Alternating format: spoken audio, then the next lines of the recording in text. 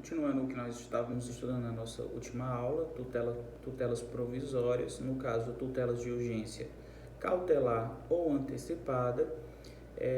Mais uma das características dessas duas tutelas, de ambas as tutelas, é a concessão do direito inaudita altera pars, que é quando o juiz ele concede o que está sendo ali pleiteado antes mesmo de ouvir a parte contrária, de ser criado o contraditório.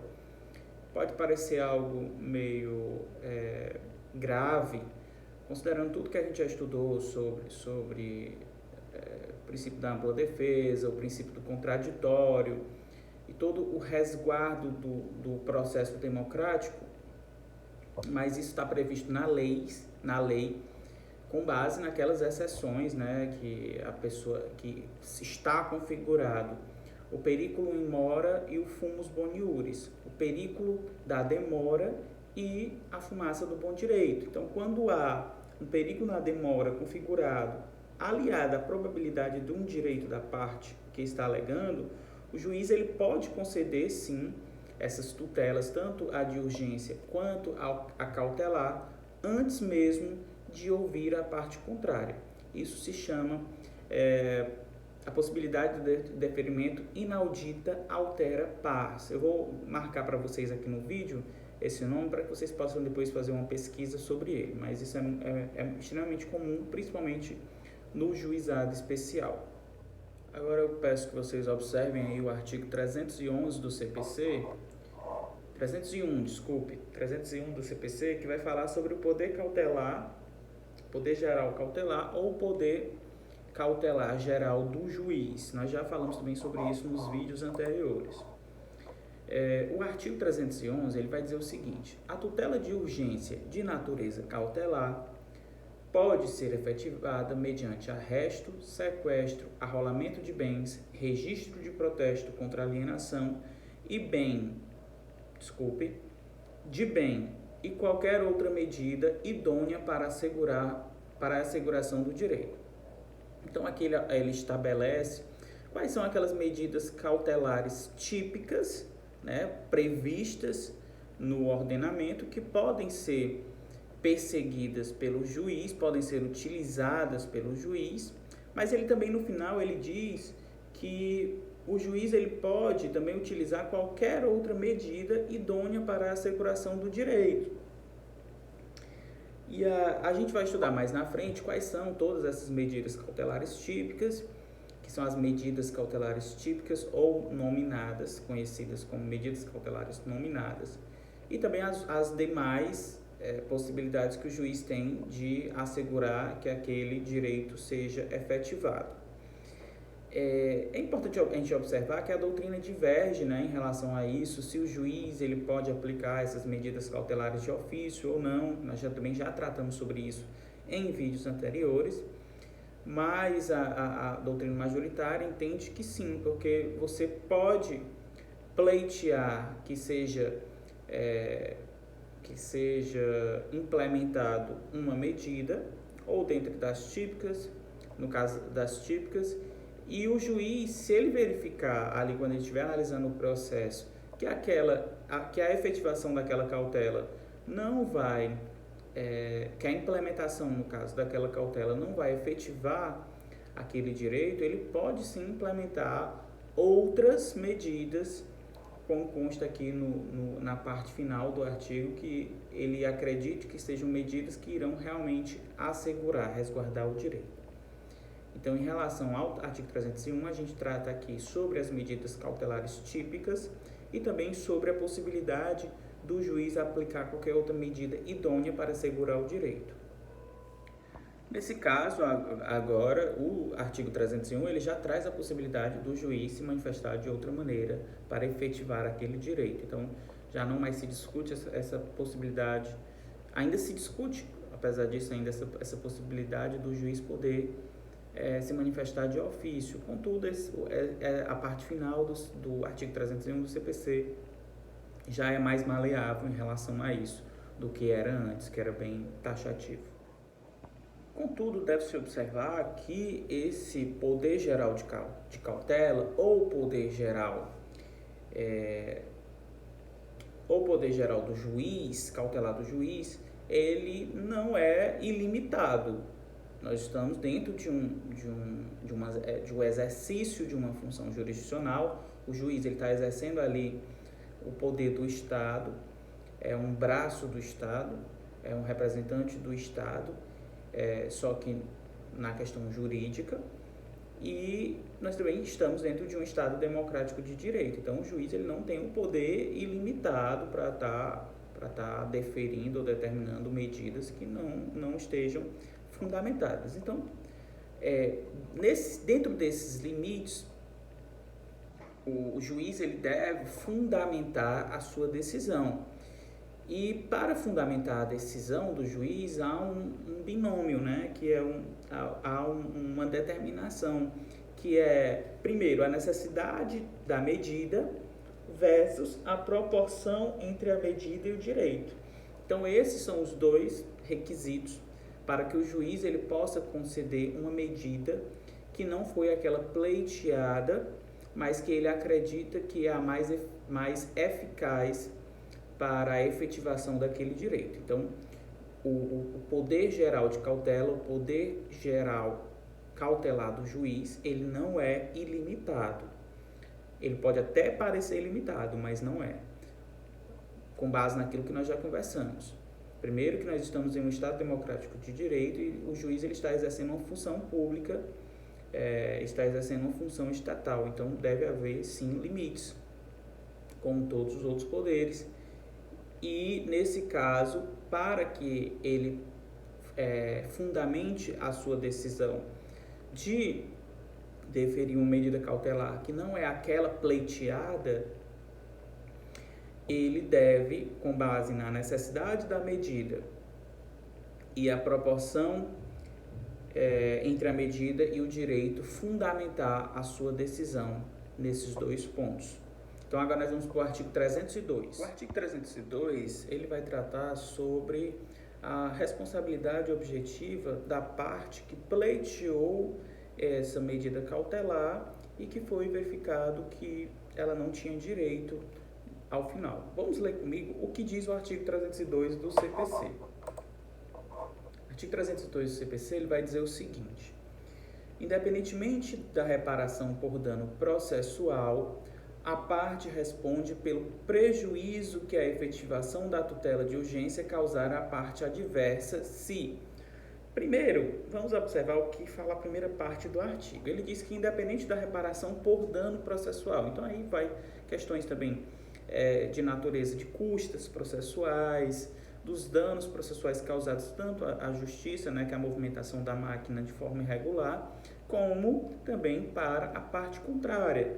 E diz aqui, a parte também responde pelo prejuízo que a efetivação da tutela, ou seja, a efetivação daquele direito pleiteado, da tutela de urgência, causar à parte adversa, no caso, a parte que sofreu esses danos, né, a parte contrária. Se, inciso 1, a sentença lhe for desfavorável.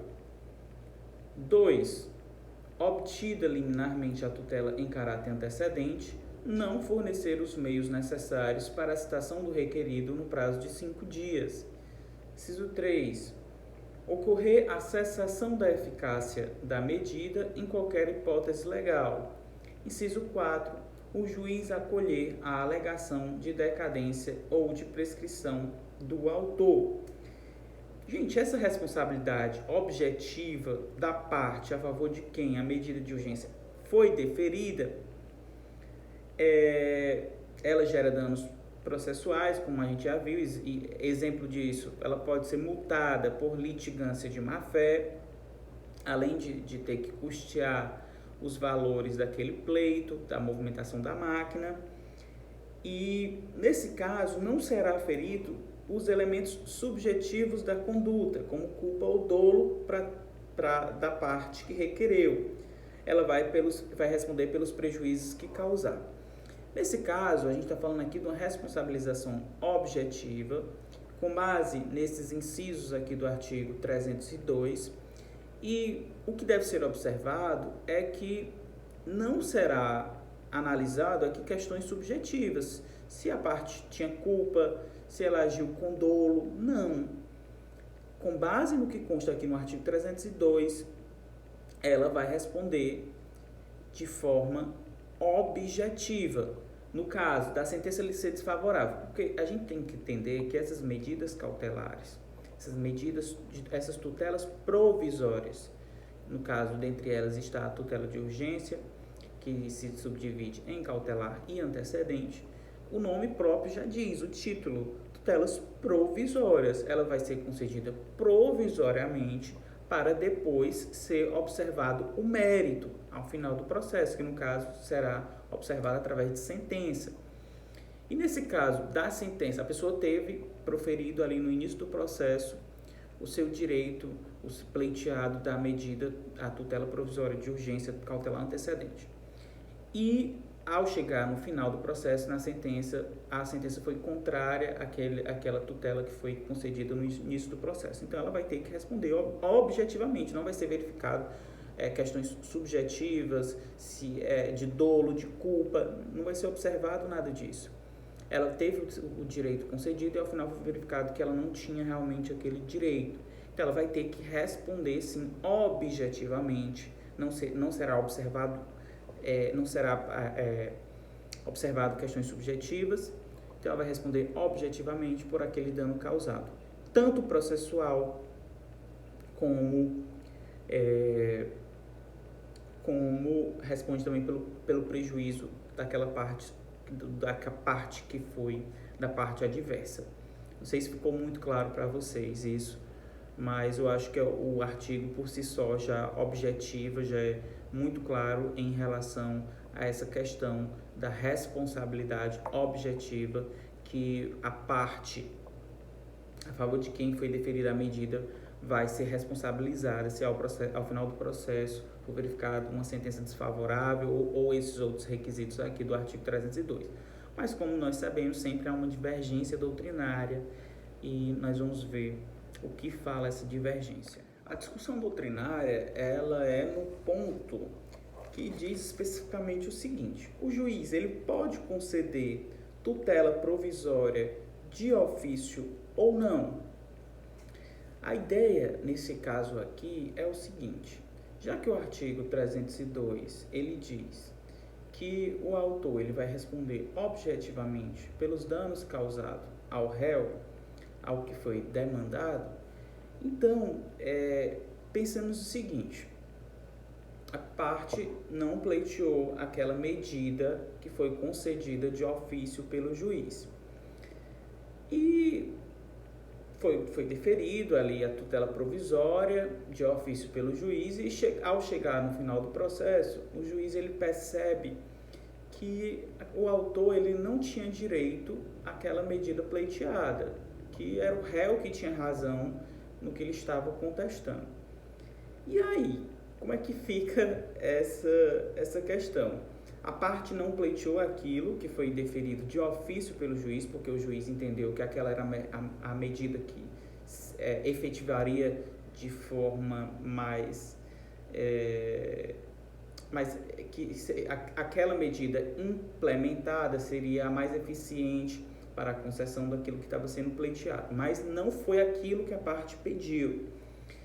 E ao chegar no final do processo, o juiz verifica que o autor não tinha razão, quem tinha razão era o réu. E aí? Quem é que se responsabiliza por isso, tendo em vista que o artigo 302 ele diz que a responsabilidade do autor é objetiva? Mas como é que ele vai se responsabilizar por algo que ele não pediu, que foi deferido de ofício pelo juiz? Então essa é a discussão doutrinária e alguns doutrinadores eles trazem reflexões sobre isso que eu vou apresentar aqui para vocês. Professor Vambier e professor Talamini, eles propõem algumas soluções que eles encontraram na doutrina. E dentre essas soluções, eles dizem o seguinte: dizem alguns doutrinadores que os prejuízos devem ser indenizados pelo Estado, porque foi o juiz que concedeu de ofício. E o segundo ponto, que é o que eu mais me filio, os doutrinadores eles entendem que a parte beneficiária, ou seja, o autor, né, que recebeu que teve a concessão daquela tutela, é que deve responder, considerando que teve proveito econômico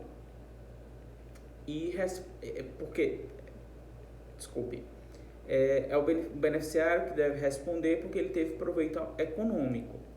E já há outros doutrinadores, que no caso não é essa que eu me filio, é essa terceira possibilidade que os professores Wamber e Talamini trazem, que é a que eu tenho mais afinidade em acreditar que é isso que possa assim, realmente ser o ponto, o cerne dessa doutrina. Que o beneficiário, ou seja, a pessoa que recebeu aquela tutela, que foi deferida aquela tutela, responde na medida do seu ganho, e o autor ele responderia na medida de seus ganhos que obteve, e o restante, o prejudicado, ou seja, a parte contrária, ele podia buscar em face do Estado. Nesse caso, foi concedida a tutela, pleiteada. Ao final do processo foi verificado que aquela tutela não era para ter sido concedida, porque quem tinha razão era a parte contrária, a parte demandada.